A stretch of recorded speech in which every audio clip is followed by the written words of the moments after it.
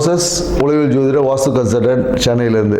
என் உயிரான ஈசனை முன்னிறுத்தி எவனாராலே தான் வணங்கி இந்த ஆவணி மாத பலன் இதை நம்ம பார்க்க போகிறோம். ஏன்னா இந்த ஆவணி மாதம் பார்த்தீங்கன்னு வச்சுக்கிங்களேன், காலபுருஷ தத்துவத்துக்கு 5ஆம் அதிபதியான சூரிய பகவான் தன் வீட்டிலேயே ஆட்சி பெறுவார். ஸோ அப்போ ஆட்சி பெறும்போது என்னென்னாக்கா, இந்த பூர்வ புண்ணியம் என்பது இயற்கையாகவே இந்த காலகட்டத்தில் ரொம்ப செழிப்பாக இருக்கும், வளமாக இருக்கும் அப்படின்னு சொல்லுவாங்க. ஏன்னா நம்ம பூர்வ புண்ணியம் அப்படின்ன உடனே நம்ம வந்து சொந்த ஊருக்கு தான் நினைப்போம். அப்படி கிடையாது. நமக்குள்ளேயும் ஒரு பூர்வ புண்ணியம் இருக்குது, நம்ம உடம்புக்குள்ளேயும் ஒரு பூர்வ புண்ணியம் தன்மைகள் இருக்குது. ஸோ அந்த தன்மை இந்த காலகட்டத்தில் பார்த்திங்கன்னா மிக செழிப்பாக இருக்கும். அதனால தான் பெரும்பாலும் பார்த்திங்கன்னா இந்த காலகட்டத்தில் நிறைய சுப நிகழ்வு பண்ணுவாங்க. திருமணம் பண்ணுவாங்க, நிறைய பார்த்திங்கன்னா ஆடி மாதம் முன்னாடி எல்லா திருவிழாக்கெல்லாம் அப்படியே இருக்கும். ஆவணி மாதம் பார்த்திங்கன்னா நிறைய சுப நிகழ்வுகள் பண்ணுவாங்க. ஏன்னா இந்த காலகட்டத்தில் சூரியனோட தன்மை நல்லா இருக்கும்போது, ஆத்மகாரகன் இல்லையா சூரியன். ஸோ அப்போ ஆத்ம பலம் வந்து இயற்கையாகவே எல்லாருக்கிட்டையும் பெருகி இருக்கும் இந்த காலகட்டத்தில். அதுவும் இந்த காலம் இன்னொன்றுக்கா, இந்த வருஷம் பார்த்தீங்கன்னு வச்சுக்கோங்க, கேது பகவானும் 5ஆம் இடத்துல இருக்கார். ஸோ அப்போ என்னென்னாக்கா, கேது வந்து என்னென்னாக்கா ஞானக்காரகர். ஸோ அப்போ ஞானக்காரகனான கேதுவும் இந்த இடத்துல இருக்கும்போது அவர் தான் பார்த்திங்கன்னா ஆன்மீகத்தின் நுண்ணறிவுக்கு காரணம் அவர் தான். ஸோ அப்போ என்னென்னாக்கா, இந்த காலகட்டத்தில் ஆன்மீகம் வந்து ரொம்ப செழிப்பாக இருக்கும். மக்கள்கிட்ட நிறைய ஆன்மீக நாட்டம் இருக்கும், நிறைய விஷயம் கோயில்களுக்கு போவாங்க, நிறைய பரிகாரங்கள்லாம் பண்ணுவாங்க. ஸோ அப்படி இருக்கக்கூடிய இந்த மாதத்தில் ஒவ்வொரு ராசிக்கும் என்ன மாதிரியான பலன்கள் கொடுக்கும் அப்படின்றத நம்ம பார்க்க போகிறோம். வாங்க வீடியோக்குள்ளே போகலாம். துலா ராசி பார்த்தீங்கன்னு வச்சுக்கிங்களேன், எப்போதும் இவங்க என்னென்னாக்கா, தன்னை அழகுபடுத்திக்கிறதுலையும் தன்னை மேன்மைப்படுத்திக்கிறதுலையும் பார்த்திங்கன்னா இவங்களுக்கு எப்போதும் ஒரு தனித்துவம் இருந்துகிட்டே இருக்கும். ஆனால் பார்த்திங்கன்னா அந்த முடிவு எடுக்கிறதுல பார்த்திங்கன்னா ரொம்ப தடுமாறக்கூடிய ராசி பார்த்திங்கன்னா இந்த துலா ராசி தான். ஏன்னா அடுத்தவர்களுக்கு வந்து அட்வைஸ் வழங்குவதில் அப்படியே அல்வா சாப்பிட்ற மாதிரி சூப்பராக அட்வைஸ் கொடுப்பாங்க. மற்றவர்கள் வாழ்க்கை மேன்மைப்படுத்துவதற்கு பார்த்திங்கன்னா துளாராசிக்காரங்க அட்வைஸ் கேட்டிங்கன்னா சூப்பராக சொல்லுவாங்க. ஆனால் அவங்களுடைய சுய முடிவு எடுக்கிறதுல பார்த்திங்கன்னா ஒரு நிறைய தடுமாற்றங்கள் இருக்கும். இப்படி உள்ள துளாராசிக்காரர்களுக்கு இந்த ஆவணி மாதம் எப்படி இருக்குதுன்னு தான் இப்போ நம்ம பார்க்க போகிறோம்.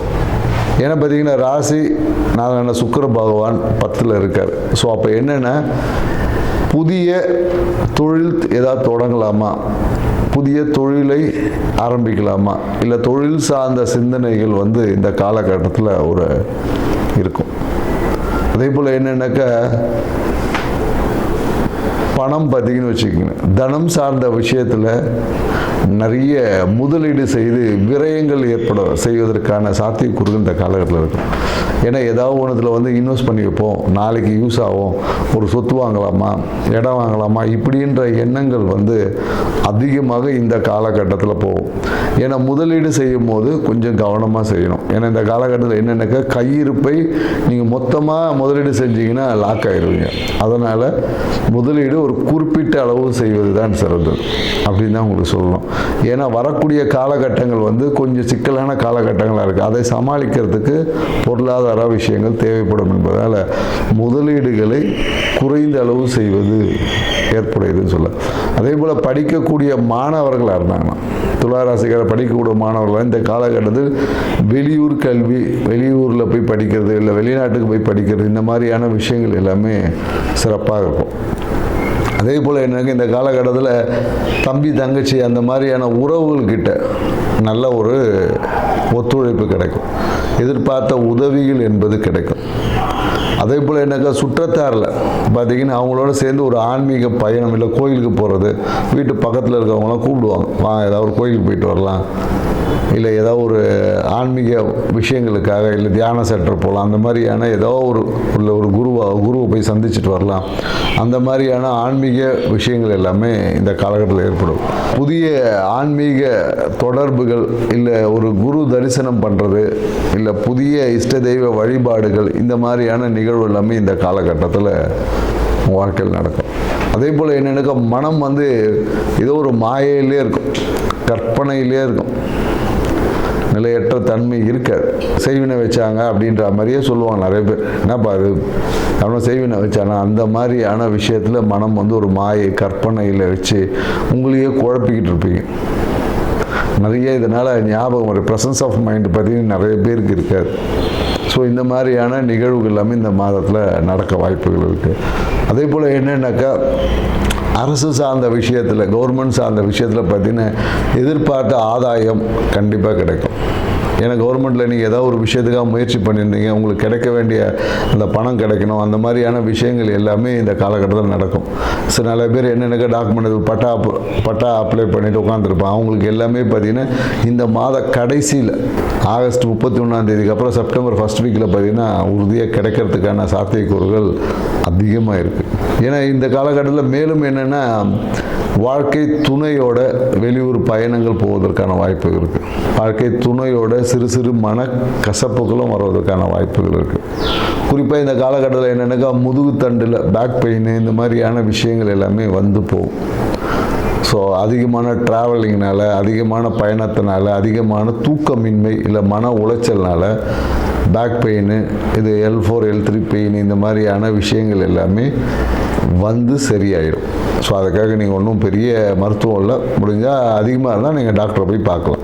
ஸோ ஏன்னா மேலும் என்னென்னு வச்சுக்கலேன், ஒரு சிறிய கடன் என்பது ஏற்படும். குறிப்பாக என்னென்னாக்கா இதுக்குன்னா குழந்தைகளோட படிப்புக்காக நிறைய பேர் இந்த காலகட்டத்தில் ஒரு கடன் வாங்கக்கூடிய முயற்சிகள் என்பது இருக்கும்.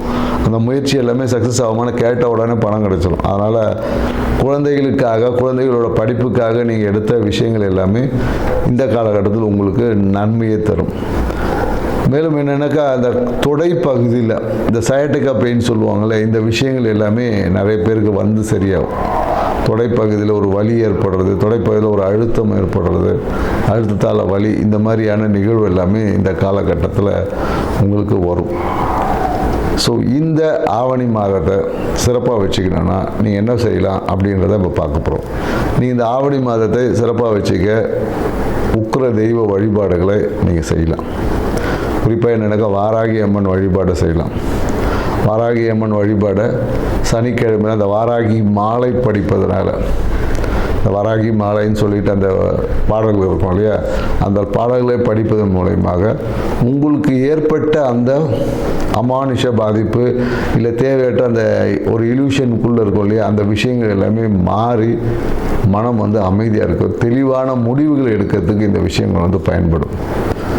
வாய்ப்பு கிடைச்சா நல்ல உங்களுடைய இஷ்ட தெய்வ வழிபாடை இல்லை ஒரு நல்ல ஒரு குருவை சந்தித்து ஆசீர்வாதம் வாங்கி பாருங்கள். இந்த ஆவணி மாதம் உங்கள் வாழ்க்கையில் சிறப்பான மாதமாக இருக்கும். நன்றி, வணக்கம்.